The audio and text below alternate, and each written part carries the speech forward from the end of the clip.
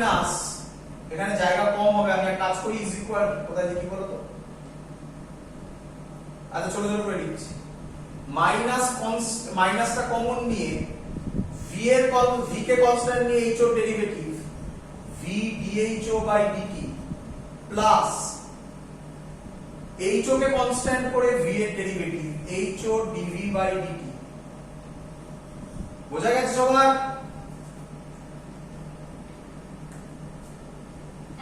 Minus সাইনটা ভেতরে ঢুকিয়ে দিচ্ছি, সুবিধা হবে আরো। এইটা হলো অ্যাকচুয়াল ফর্মুলা, বাট এটা একমাত্র জয়েন্টে আছে, এখন করার দরকার নেই, আমি শিখিয়ে দিলাম, দু লাইনই শেখাতে হয়েছে আমাকে, দু লাইনও নয়, এক লাইন, কারণ এখানে আর কিছুই করবো না, মাইনাসটাকে ভেতরে ঢোকাবো। Minus V DHO by DT minus H, মাইনাসটা ভেতরে ঢুকছে, ডিভি বাই ডিটি, এই হলো বেসিক ফর্মুলা। তাহলে কোশ্চেন হচ্ছে স্যার এটা এলো কোথা থেকে? দেখো ভালো করে ভেবে দেখো, যখন ইউ কনস্ট্যান্ট তখন ডিউ বাই ডিটি 0 হয়ে যাবে, তাহলে ইউ ডিএইচআই বাই ডিটি, এই ডিএইচআই বাই ডিটি মানে হচ্ছে ভিও আই পারপেন্ডিকুলার, আর ইউটা তলায় নেমে এইদিকে চলে আসবে, minus v by u dho by dt মানে ভিও পারপেন্ডিকুলার, এটা 0 হয়ে যাবে। দেখো এটা থেকে এটা চলে আসবে, বলো বুঝলে কিনা?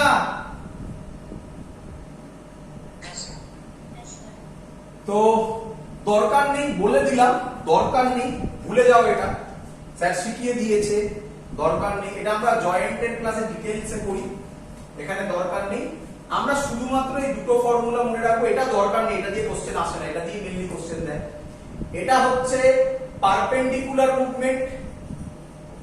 মুভমেন্ট, এটা হচ্ছে along axis movement. Clear?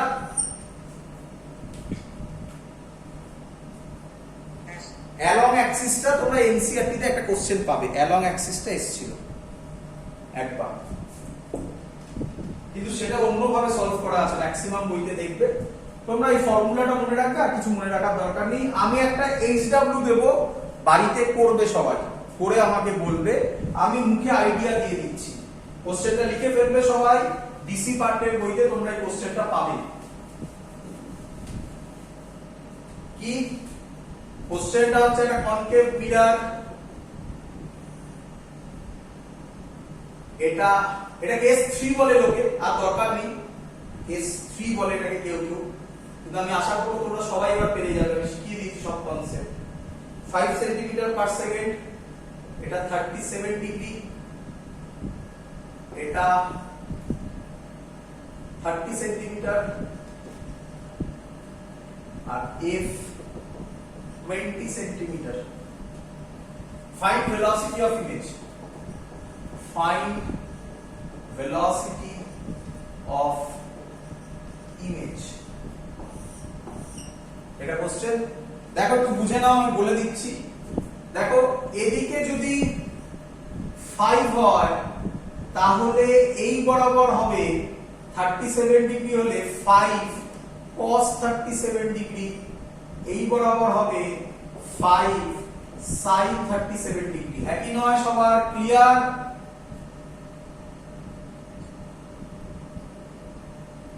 Clear?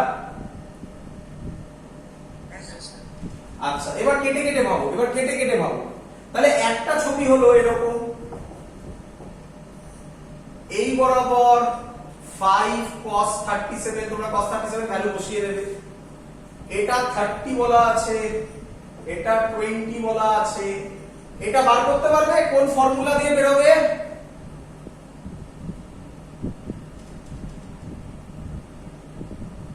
কিরে হ্যাঁ, অ্যাক্সিয়াল, গুড, হ্যাঁ বার করতে, মানে VI মাইনাস VM, মনে নেই এখনো? মুখস্থ করে নাও, VI মাইনাস VM, VM তো 0 হয়ে যাবে নাকি?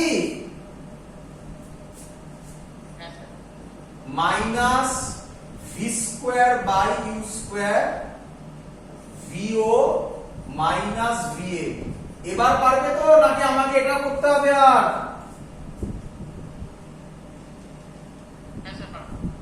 আচ্ছা, ভি বার করে নেবে, এটা 30 বলা আছে, ইউ মাইনাস 30, এফ এদিকে মানে মাইনাস 20 করে ভি বার করে নেবে, বসিয়ে দেবে, ভিএম 0, তো ভিআইপি বার করে নিলে কিছু একটা ভ্যালু বেরোবে, যা বেরোবে। এবার আরেকটা হচ্ছে এরকম ছবি হলো না, দেখো তো কি হলো না,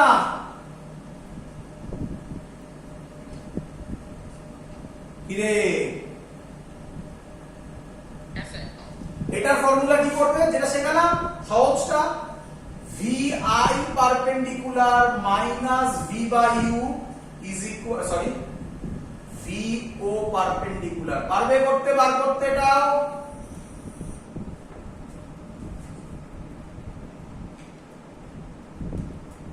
কিরে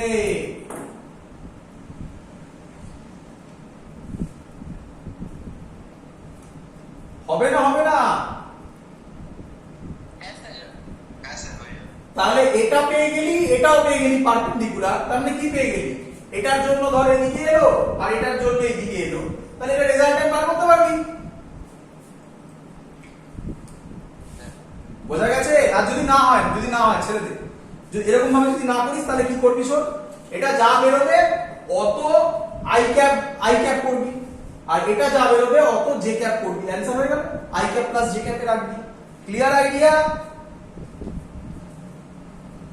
অনেক বলে দিয়েছি, এবার বাড়িতে ভাবো, সব বলে দিলে গল্প শেষ হয়ে যাবে, বাড়িতে ভাবো, আমাকে করে দেখাও, এটা আমাকে এটা করে সলভ করে দেখাও, না পারলে আমাকে বলো, আমি করে দেখিয়ে দেবো, যারা পারবে না আমাকে আলাদা করে বলবে, হোয়াটসঅ্যাপে লিখবে।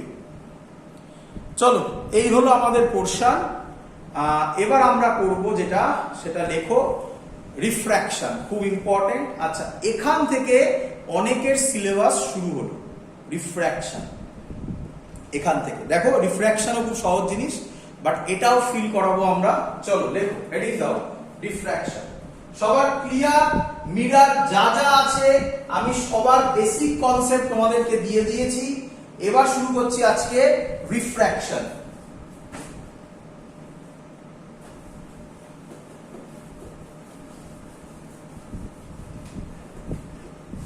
আমি যাদের অফলাইন ক্লাস হচ্ছে তাদেরকে আমি বলেছি, আজকেই মনে রানীগুড়িতে ক্লাস ছিল, যারা করেছো তারা যদি ভিডিও দেখো তাহলে তারা আমার কথা মেলাতে পারবে, তাদের জন্য বলছি। তাদেরকে আমি যখন পড়িয়েছিলাম আমি তাদেরকে এইভাবে বলেছি, ভেলোসিটি অফ মিরার ইম্পর্টেন্ট নয় অত বোর্ডসের জন্য, তাই ওটা যদি দেখার হয় অনলাইন ক্লাসে দেখে নিস, ওখানে আমি বলিনি, তারা এখান থেকে দেখে নেবে। আর বাকি যেগুলো একদম শিওর শট এবং রেয়ার চান্স আছে সেগুলো সব ধরে ধরে করে দেখানো হচ্ছে অফলাইন ক্লাসে। চলো এবার এখন আমরা যেটা করব সেটা হচ্ছে রিফ্র্যাকশন। রিফ্র্যাকশন থেকে আমি যা বলবো সব ইম্পর্টেন্ট, সব আমি আগেই বলে দিচ্ছি একদম প্রথমে, আর বারবার বলবো না। রিফ্র্যাকশন থেকে যা বলবো সব পরীক্ষায় আসার চান্স আছে। শুরু করছি, লিখবে what is the definition of refraction? লিখবে bending of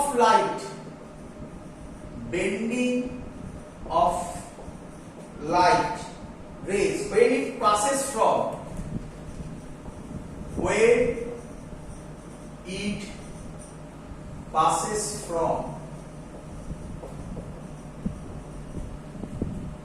one medium to another medium,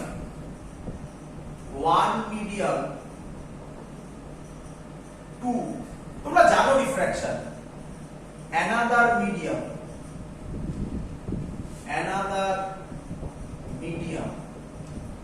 of different optical density। এইবার মেইন জায়গাটা এলো,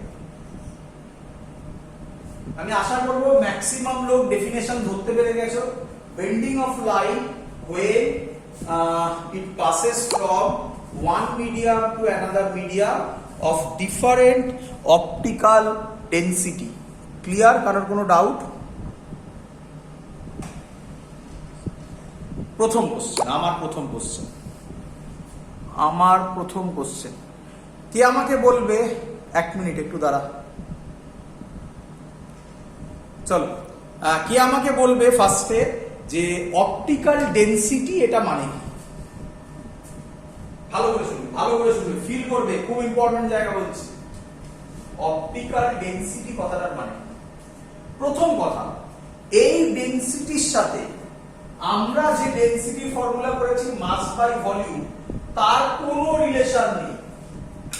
এই ডেনসিটির সাথে আমরা যে ফর্মুলা করেছি, অপটিক্যাল ডেনসিটির সাথে আমরা যে ফর্মুলা করেছি ডেনসিটি মাস বাই ভলিউম, তার কোনো রিলেশন নেই। দুটো পুরোপুরি ডিফারেন্ট কোয়ান্টিটি।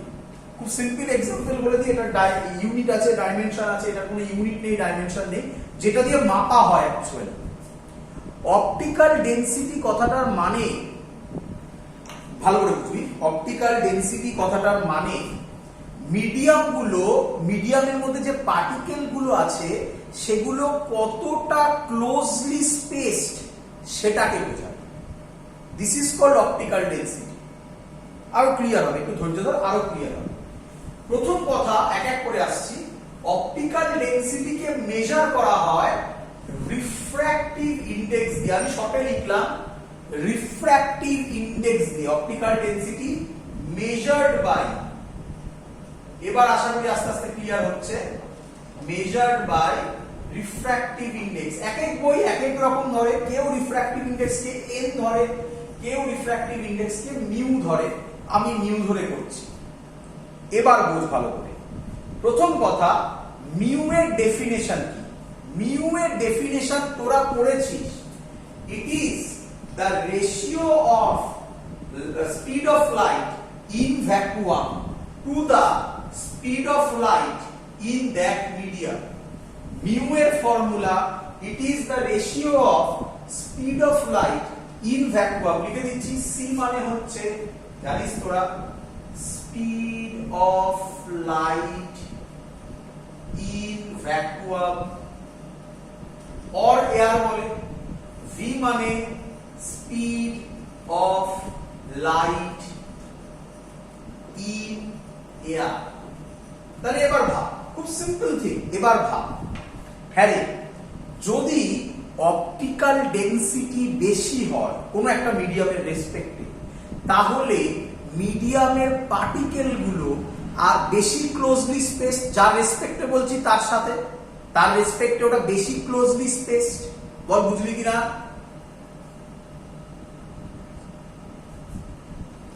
কিরে, যদি বেশি ক্লোজলি স্পেসড হয় তাহলে সেখানে লাইট জোরে যাবে না আসতে যাবে? আসতে। এটা কবে পড়েছিস? 9-10 এ পড়েছিস। এবার ভাব, এবার তোরা ফর্মুলাটা দেখ।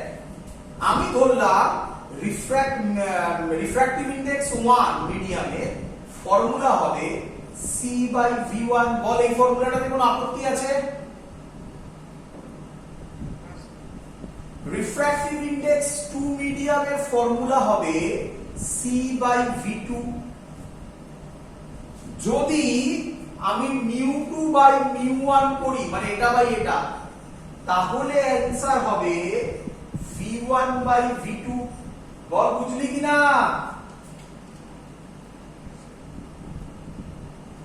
কিরে, তাহলে দেখে পরিষ্কার বোঝা যাচ্ছে রিফ্র্যাক্টিভ ইনডেক্স 2 আর 1, এটা 1 আর 2। বল রিফ্র্যাক্টিভ ইনডেক্সের সাথে ভেলোসিটি কি প্রপোর্শনাল? এখান থেকে বল। তাহলে মিউ আমি জেনারেল করছি, ডাইরেক্টলি প্রপোর্শনাল টু 1/velocity। খানিকক্ষণ আগে তোরা বললি যে ক্লোজলি স্পেসড হলে তার ভেলোসিটি কমবে, ফিজিক্যালি ভাব, আর এটা হচ্ছে ম্যাথমেটিক্যালি ভাবনা। ক্লিয়ার পুরো জায়গা?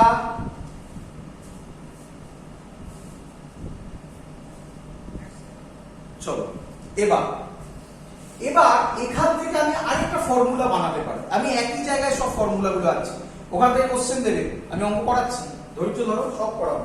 তাহলে এটা আমি মুছে দিলাম, এখান থেকেই আমি বানাবো। আচ্ছা, তোরা সবাই এই ফর্মুলাটা আশা করি করেছিস।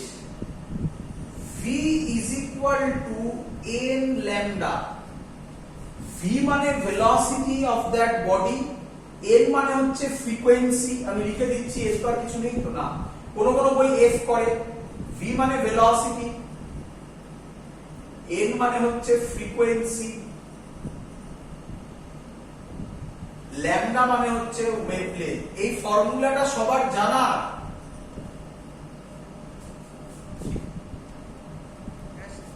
আচ্ছা, এবার তাকা এখানেই করব। হ্যাঁ রে, আচ্ছা নোট বলে লিখে রাখ, এখান থেকে কোশ্চেন পাবি, নোট বলে লিখে রাখবি। Frequency depends on source.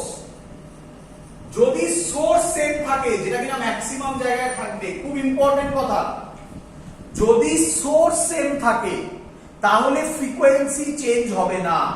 আমি যদি কোথাও একটা বাল্ব রাখি, তারপর মিডিয়াম চেঞ্জ করি, তাহলে যাই হোক না কেন, মিডিয়াম চেঞ্জ করলে কে চেঞ্জ হবে? রিফ্র্যাক্টিভ ইন্ডেক্স চেঞ্জ হবে। কে চেঞ্জ হবে? ওয়েভলেন্থ চেঞ্জ হবে। আমি আসছি এক্ষুনি ওয়েভলেন্থে। যেটা চেঞ্জ হবে না সেটা হচ্ছে বাল্বের ফ্রিকোয়েন্সি। সেখান থেকে যে ফ্রিকোয়েন্সিতে লাইট বেরোচ্ছে সেটা চেঞ্জ হবে না। হ্যাঁ, আমি বাল্বটা চেঞ্জ করে অন্য বাল্ব লাগালাম, তাহলে ফ্রিকোয়েন্সি আলাদা হতে পারে। তাই সোর্স যদি চেঞ্জ হয় না হয় তাহলে ফ্রিকোয়েন্সি চেঞ্জ হবে না। খুব ইম্পর্টেন্ট টার্ম এটা, ফ্রিকোয়েন্সি চেঞ্জ হবে না, খুব important. Depends on source only. Clear এটা? তাহলে আমি ধরে নিচ্ছি সেম সোর্স দিয়ে করা হচ্ছে। তাহলে একটা মিডিয়ামে ভেলোসিটি v1 হলে সেটা হবে n ল্যামডা 1, আরেকটা মিডিয়ামে ভেলোসিটি v2 হলে n সেম থাকবে, আশা করব বুঝতে পেরেছো। ল্যামডাও চেঞ্জ হবে, সেটা হবে ল্যামডা 2। ক্লিয়ার এটা? তাহলে এখান থেকে তোমরা আমাকে বলো, এখান থেকে না, এইভাবে দুটোকে মিলিয়ে v1 বাই v2 কত হবে?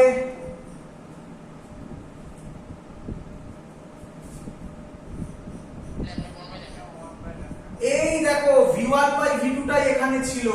তাহলে আজকে থেকে তিনজনের মধ্যে তোমরা রিলেশন পেয়ে গেলে। খুব ইম্পর্টেন্ট কথা, এখান থেকে অঙ্ক পাবে বোর্ডের লেভেলে। কি?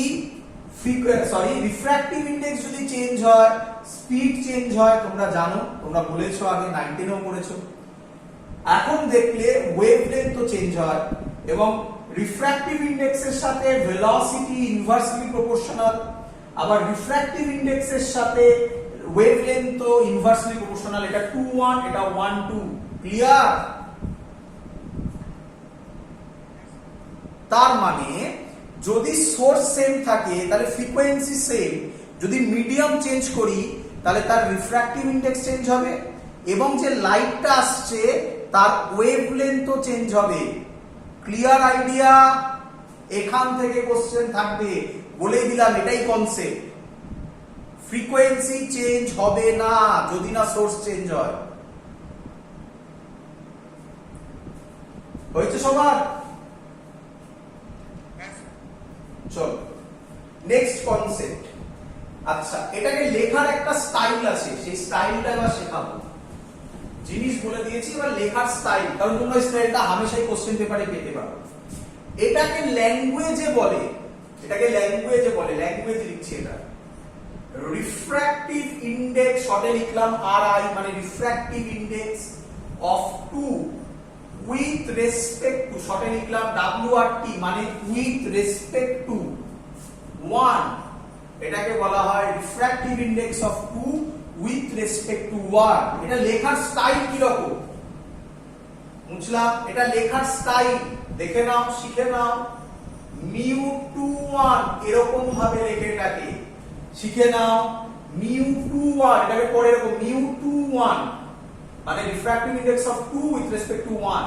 তাহলে তোমরা আমাকে বলে দাও এই লেখাটা, বলো তোমরা আমাকে বলবে প্র্যাকটিস। μWG, মানে W মানে হচ্ছে ওয়াটার, G মানে হচ্ছে গ্লাস। চলো কে বলবে? Very good. তারপরে বলো, বলতে থাকো, শুরু করো।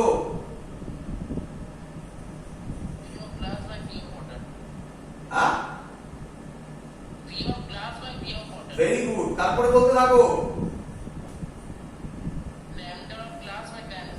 একদম এই লজিকটা মাথায় রাখবে। তুমি আবার আমাকে কোশ্চেন করো না, স্যার এরকম দিলেন কেন, water refractive index of water with respect to glass. উল্টোটা হতে পারে না, আরেকবার নিঃসন্দেহে হতে পারে, যেটা ইচ্ছা করো। ক্লিয়ার?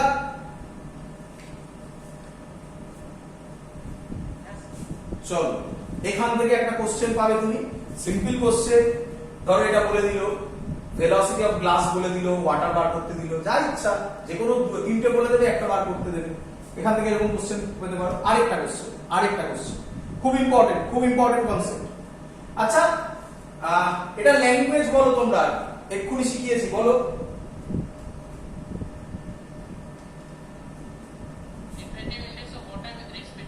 ভেরি গুড, এটার ল্যাঙ্গুয়েজ বলো।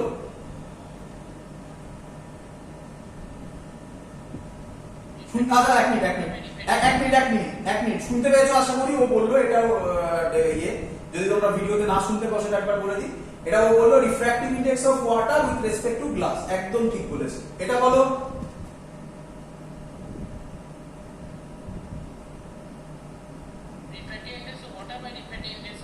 না এটা শুধু এটা একদম মিউ ডাব্লিউটা শুধু, এটার নাম রিফ্র্যাক্টিভ ইনডেক্স অফ ওয়াটার, একদম ঠিক বলেছো। আজকে থেকে নতুন নাম, এরকম নামেও ডাকতে পারে।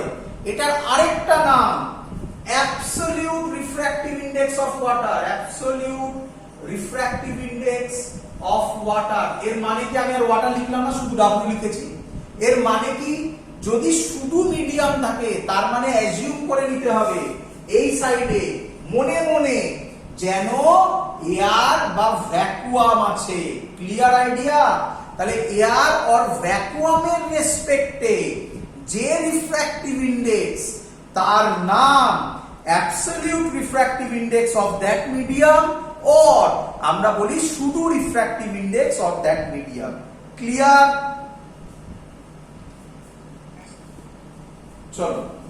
চলো এবার আচ্ছা, তোমাকে যদি কেউ বলে mu of glass is equal two 1.5, এটার ফিজিক্যাল মানে কি একটু ভাবো। দেখ, গ্লাসের রিফ্র্যাক্টিভ ইনডেক্স 1.5 কথাটার মানে তুমি মাথায় কি ভাববে? তুমি ভাববে তার মানে এয়ারে অপটিক্যাল ডেনসিটি যা, অপটিক্যাল ডেনসিটি মানে লাইটের রেসপেক্টে মিডিয়ামের পার্টিকেল গুলোর ডেনসিটি যা, মানে কত কাছাকাছি আছে, কতটা কম্প্যাক্ট সেটা যা এয়ারে যা, গ্লাসে তার 1.5 টাইমস বেশি। বলো বুঝলে কিনা? ধরো তোমাকে বললো যে কোনো একটা মিডিয়াম তার রিফ্র্যাক্টিভ ইনডেক্স 3, এর মানে কি? এর মানে তুমি এভাবে ভাববে, এয়ারে যা রিফ্র্যাক্টিভ ইনডেক্স বা এয়ারে পার্টিকেল গুলো যেভাবে কম্প্যাক্ট, ওই মিডিয়ামটাতে, যে মিডিয়ামটা বলবে তাতে 3 টাইমস বেশি কম্প্যাক্ট। ক্লিয়ার?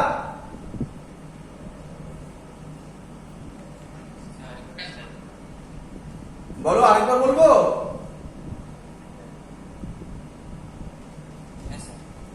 বলছে রিফ্র্যাক্টিভ ইনডেক্স, আমি গ্লাস দিয়ে বলছি গ্লাস 1.5, এই কথাটার মানে কি?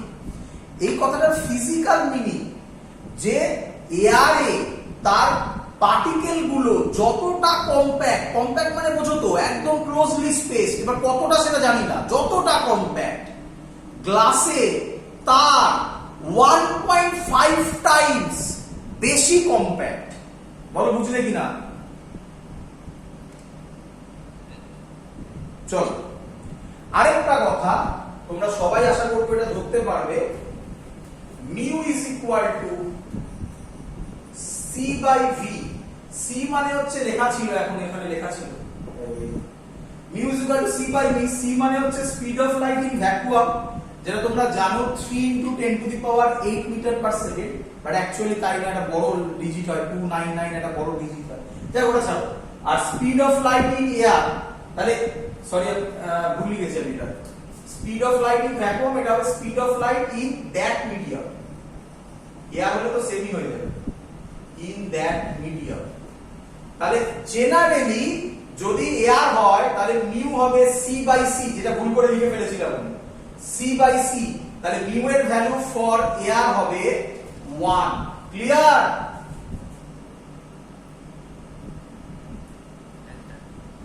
যদি তোমায় বলে যে মিউ এর যে কোনো মিডিয়ামের ক্ষেত্রে ভ্যালু কি হবে, সব সময় গ্রেটার দ্যান 1 হবে। তার কারণ সি এর থেকে বেশি ভেলোসিটি যদি এখানে হয় তবেই মিউ লেস দ্যান 1 হবে, যেটা কিনা এখনো পর্যন্ত ট্রু নয়। তাই C always greater than V, তাই মিউ এর value always greater than 1। Clear idea?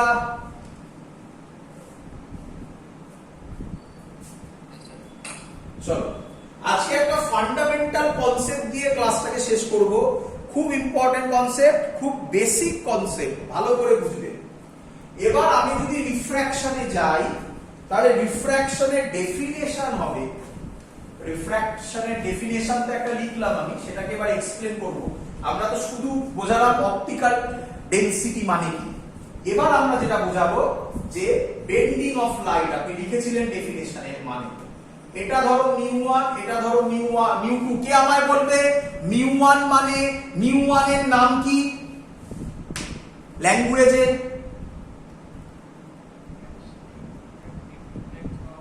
জোরে বলো, শুনতে পাচ্ছি না। ভেরি গুড, আরেকটা নাম বলো। ও বললো absolute refractive index of 1 or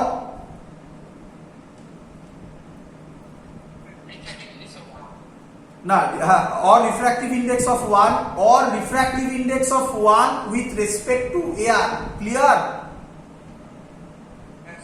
চলো চলো, নামগুলো ডিফারেন্ট ডিফারেন্ট যতগুলো হয় সব শেখাচ্ছি। এটা মিউ2 ধরলাম, তার মানে বাই ডিফল্ট এয়ার এর রেসপেক্টে বলা। আমি ধরে নিলাম মিউ2 গ্রেটার দ্যান মিউ1, লাইট পড়লো এবং তোমরা এটাকেই বলো ডেন্সার মিডিয়াম, এটা রেয়ারার মিডিয়াম, তাই তো? এটাই হলো তার ল্যাঙ্গুয়েজ। তাহলে ডেন্সার রেয়ারার মানে কার রেসপেক্টে বলা হয়? Optical density. ক্লিয়ার? তোমরা বলো লাইট কোন দিকে বেন্ড করবে?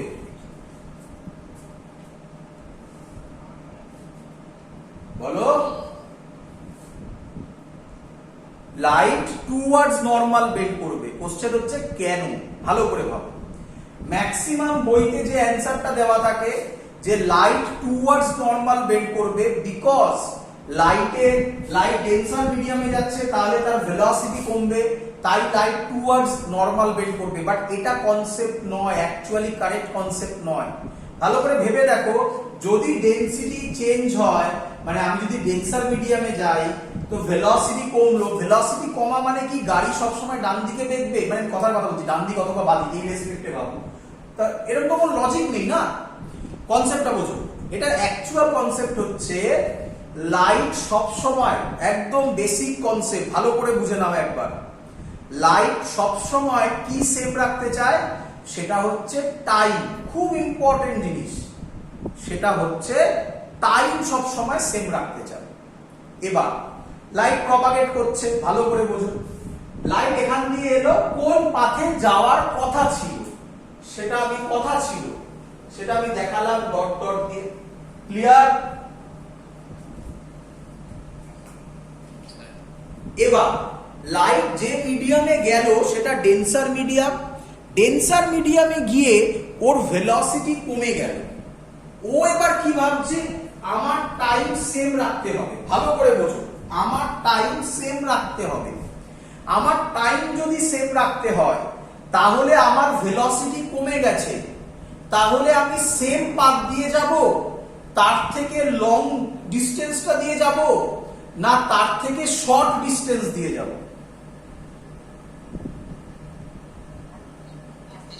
শর্ট ডিস্টেন্স দিয়ে যাব। এবার তোমরা বলো যে কোনো দুটো পয়েন্টের মধ্যে কোন ডিস্টেন্সটা শর্টেস্ট ডিস্টেন্স? ক্লাস 9-11 এ পড়েছো ম্যাথমেটিক্স। পারপেন্ডিকুলার। এখানে কোনটা পারপেন্ডিকুলার ডিস্টেন্স? নরমাল। তাহলে শর্টেস্ট পাথটা কার দিকে বেন্ড হলে পাবে? কোশ্চেন হচ্ছে কতটা বেন্ড হবে? অ্যানসার হচ্ছে যতটা ওর ভেলোসিটি কমেছে সেই ভেলোসিটিটাকে মেকআপ করার জন্য যতটা শর্টেস্ট পাথ দরকার ততটুকু বেন্ড হবে। এটাই স্নেলস ল হবে পরে। ফান্ডামেন্টাল কনসেপ্ট বোঝালাম, এর থেকে সহজে আর বোঝানো সম্ভব নয়। Clear idea?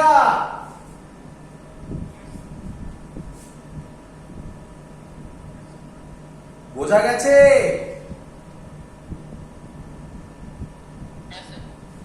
এটা দিয়ে ভাবো, আরেকটা দিয়ে ভাবো, দেখো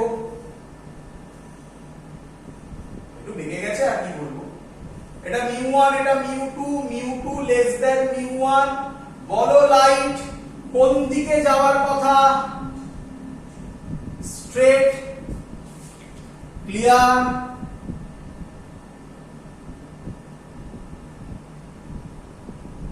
কিরে এবার রেয়ারার থেকে ডেন্সার থেকে রেয়ারারে আসছে, ডেন্সার থেকে রেয়ারারে যদি আসে তার ভেলোসিটি বাড়বে না কমবে? ভেলোসিটি বেড়ে গেছে, কিন্তু লাইট চাইলে আমি যে পৌঁছবো যে টাইমটা ফিক্স করে এসেছি সেই টাইমেই পৌঁছবো। তাহলে দেখছো ভেলোসিটি বেড়ে গেছে, তাহলে ও একই পাথ দিয়ে যাবে, শর্টেস্ট পাথ দিয়ে যাবে, নাকি তার থেকে একটু লং ডিস্টেন্সের পাথ দিয়ে যাবে? তাহলে কোন দিকে বেন্ড করলে শর্টেস্ট ডিস্টেন্স হয়? তাহলে কোন দিকে বেন্ড করলে লং ডিস্টেন্স হবে? Away from normal. কতটা বেন্ড করবে? যতটা ওর ভেলোসিটি বেড়েছে সেই ভেলোসিটিটাকে মেকআপ করার জন্য যে টাইমটা লাগবে ততটুকু বেন্ড করবে, মানে এই বেরিয়ে যাবে। বলো বুঝলে কিনা সবাই?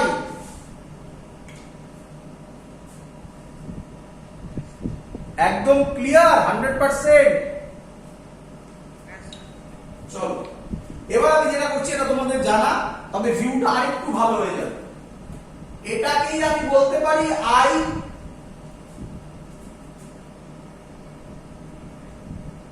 আরে হ্যাঁ না বল, আর এটাকেই আমি বলতে পারি আর। Incident angle, refracted angle. কিরে এই অ্যাঙ্গেলটাকে আমরা বলছি ডেভিয়েশন। তাহলে ডেল্টা হবে, এটা আই হলে টোটালটা আই, তাহলে হবে answer I minus R. Clear? Clear? ভুল ফর্মুলা দেখ এবারে, এটা হবে আই, ক্লিয়ার? এইটা হবে এবারে আর,